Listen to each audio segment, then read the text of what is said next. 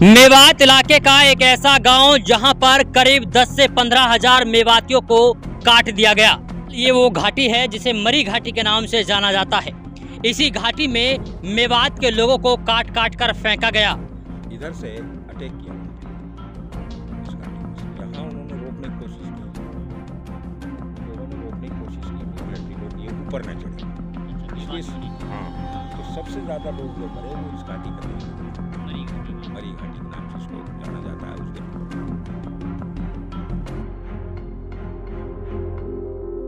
तो यहाँ तकरीबन 10-15 हजार मेव नौजवान कत्ल हुए। मेवातियों को काट डाला। मेवात इलाके का एक ऐसा गांव जहां पर करीब 10 से 15 हजार मेवातियों को काट दिया गया। दरअसल मेवात का एक ऐसा गांव है जहां पर एक महायुद्ध हुआ और इस महायुद्ध में करीब करीब 10 से 15 हजार मेवातियों को काट दिया गया। जी हाँ, भरतपुर जिले के कामा विधानसभा का गांव है गढ़ाजान और यहाँ पर अलक्का कुएं के नाम से एक कुआं मशहूर है। इस कुएं के बारे में कहा जाता है कि यहाँ पर कुआं पूजन को लेकर के मेवातियों का मुगलों के साथ एक महायुद्ध हुआ और इस महायुद्ध में करीब करीब 10 से 15 हजार मेवातियों को काट दिया गया। खैर, क्या कुछ सच्चाई है इस पूरे महायुद्ध की, क्या कुछ जानकारी है इस अलक्के कुएं की, आइए सीधा बात करते हैं गांव के लोगों से। हमारे साथ मौजूद हैं गांव के जिम्मेदार लोग, उनसे जानने की कोशिश करेंगे कि आखिरकार इस अलक्के कुएं पर किस तरीके से युद्ध हुआ और कितने लोग यहाँ पर मारे गए। जी, क्या नाम है आपका? हारून खान। हारून जी। अच्छा हारून जी, इस अलक्के कुएं का क्या कुछ इतिहास रहा है? क्यों यहाँ पर लड़ाई झगड़ा हुआ? कितने लोग यहाँ पर मारे गए? भाई मेरे हिसाब से तकरीबन 10 या 15 हजार लोग मेव कौम के यहाँ शहीद हुए जी। और युद्ध का लड़ाई का जो कारण था वो मुगलों का कुछ असला मेवों ने लूटा और जयपुर रियासत के राजा जयसिंह जी के प्रधान सेनापति हड़ाद सिंह ने यहाँ पर अटैक किया 12,000 सेना के साथ। उसी दौरान जब इसका घेराव हो गया इस ऐतिहासिक कुएं का मुगल सेना द्वारा, तो राजा रायभान जो अपना आप को राजा कहता था मेव जी, राजा रायभान पहाट जी, उसके लड़का बड़ा वाला लड़का जोध सिंह के लड़का हुआ। अच्छा। वो उस वक्त मेव कौम में एक परंपरा थी कुआं पूजने की। जी। जब बच्चा होता था तो कुआं पूजते थे लोग खुशी में। हाँ जी। वो अलग के कुएं के पूजन की बात आई। इसके अलावा और कोई कुआं इस गांव में उस वक्त अवेलेबल नहीं था। जी। वो क्योंकि ये कुआं सेना के द्वारा घिरा हुआ था, मुगलों की सेना इस पे लगी हुई थी, घेराबंदी की हुई थी। तो लोगों की जिद हुई कि भाई कुआं तो हम पूजेंगे, हम अपनी रिवायत को नहीं तोड़ सकते। जी। उनसे कहा गया, बातचीत हुई।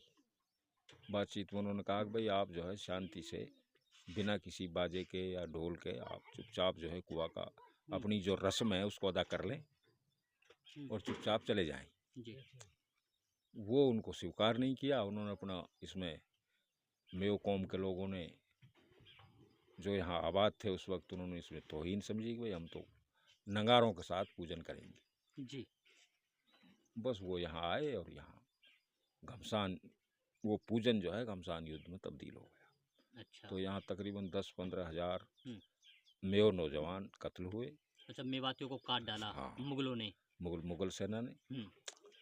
और उस सेना का जो प्रधान सेनापति था हड़ाद सिंह नाम का जी, वो आदमी भी यहाँ मारा गया। सेनापति को हाँ, मार दिया मेवातियों ने। और उसका मकबरा भी इस यहाँ मौजूद है, आज भी मौजूद है। तो यही वो किला है जिस किले में मुगलों की जो टुकड़ी रहा करती थी।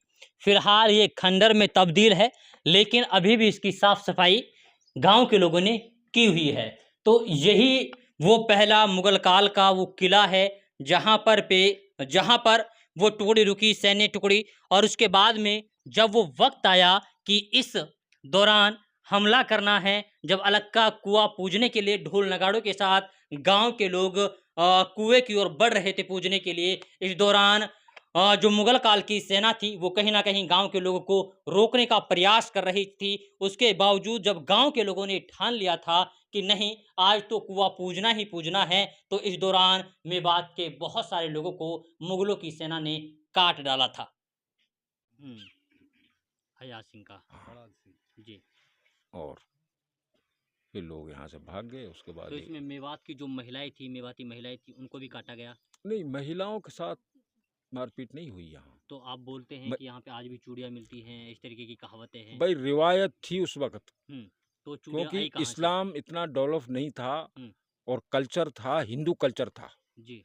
जब औरत विधवा होती है, जब उसका हस्बैंड एक्सपायर हो जाता है, पति जब मर जाता है औरत का, तो एक रिवाज ही भारत में ही कि औरतें अपनी चूड़ियों को तोड़ती थी उस वक्त मरने के बाद मतलब शौक व्यक्त करती हाँ, थी। जब वो उनके सामने उनकी डेथ हुई है, अच्छा।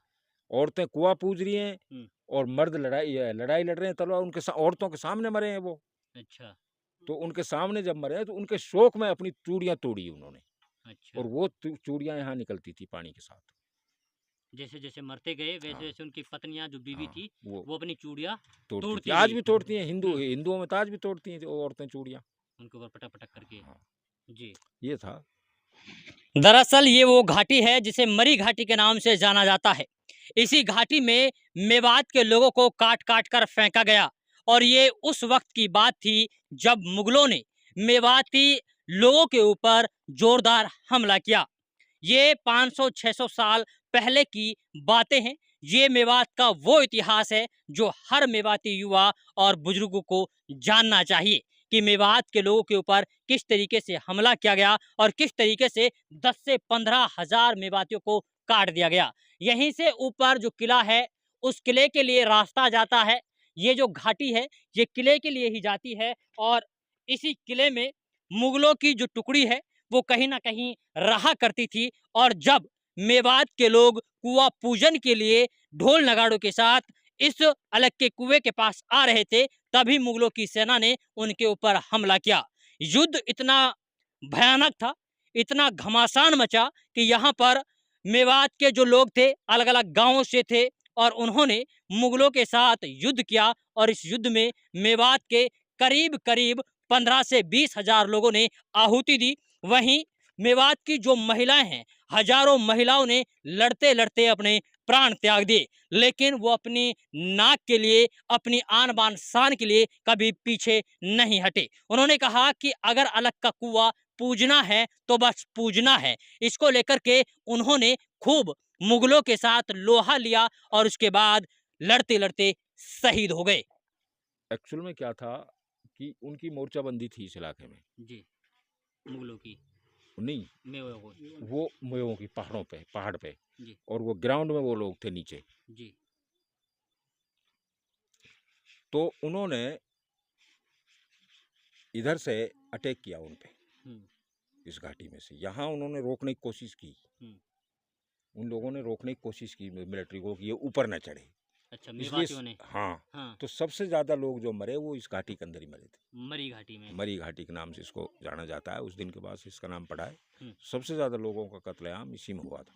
10,000 के आसपास लोग मारे गए होंगे 10,000 मरी घाटी में। उसके बाद यहाँ से लोग भाग गए। बहुत भयानक मंजर रहा होगा उस वक्त का ये। भयानक तो हो ही, भयानक था।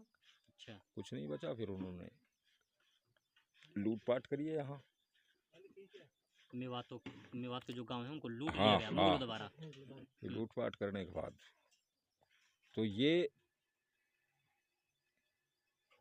वो जो इसका हेड सेनापति था उसके बारे में ये बताते हैं कि उसकी पत्नी ने, उसकी जो घरवाली थी, उसने ये रिक्वेस्ट करी कि भाई इसको यहीं दफनाओ। किससे? अपने मेव तो खामे भाग गए। उसके जो लोग थे, जो मिलिट्री बच गई थी, भाई इसको जो है दाग यहीं दो, यहीं जलाओ इसको। तो ये हमारे सामने जो पहाड़ है इसके ऊपर उसका बना हुआ है चबूतरा सा। अच्छा, वहाँ उसको वहाँ अग्नि दी गई। हाँ, अग्नि वहाँ दी गई। अच्छा। तो ये कितने साल पहले की बात हुई अंदाजा से? ये रफली आप मान लो कितना, मेरे ख्याल 15 से के आसपास रहा होगा ये। 1500-1600 के दरमियान, शाहजहाँ और उसके औरंगजेब से पहले। 1600 साल पहले का ये घटना है। नहीं, सन 1916 औरंगजेब, ये शाहजहाँ की हुकूमत थी उस वक्त। अच्छा। हाँ, तो औरंगजेब से पहले हम्म। की घटना है ये। इस वक्त की घटना है। तो ये है अलक्के कुआं की दास्तां। ये अलक्के कुआं का वो इतिहास है जिसके बारे में हम सब लोगों को जानना चाहिए और समझना भी चाहिए कि आखिरकार राजस्थान के भरतपुर जिले के कामा विधानसभा के जो गड़ाजान गांव है, वहां पर अलक्का कुआं है और उस अलक्के कुएं के पास आज भी चूड़ियां निकलती हैं। जनाब ने ये बताया है कि उस टाइम पे जब मेवातियों को काटा जा रहा था, उस वक्त जब मेवातियों को मारा जा रहा था, जब मेवाती मर रहे थे, तो उनकी जो बीवियां थी वो शोक प्रकट कर रही थी और अपनी चूड़ियां तोड़ रही थी। खैर, उसके बाद से ही ये अलक्का कुआं अभी भी इतिहास के पन्नों में दर्ज है।